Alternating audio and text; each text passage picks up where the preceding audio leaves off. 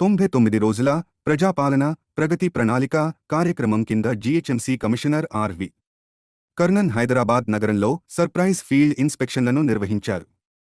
జూబ్లీహిల్స్, బంజారాహిల్స్లో ముఖ్య ప్రాంతాలను పరిశీలించి మౌలిక సౌకర్యాలు, పారిశుధ్య పరిస్థితులను సమీక్షించారు. ఎన్బీటీ నగర్ మరియు అపోలో హాస్పిటల్ సమీపంలో గార్బేజ్ వల్నరబుల్ పాయింట్స్ తొలగించి పారిశుధ్యాన్ని మెరుగుపరిచేలా అధికారులకు ఆదేశాలు ఇచ్చారు. జూబ్లీహిల్స్ సర్కిల్, ఖైరతాబాద్ జోన్లో పారిశుధ్య పనులను సమీక్షించారు. ఎమ్మెల్యే కాలనీలోని ఓపెన్ ల్యాండ్ను పబ్లిక్ పార్క్గా అభివృద్ధి చేయమని అధికారులకు సూచించారు.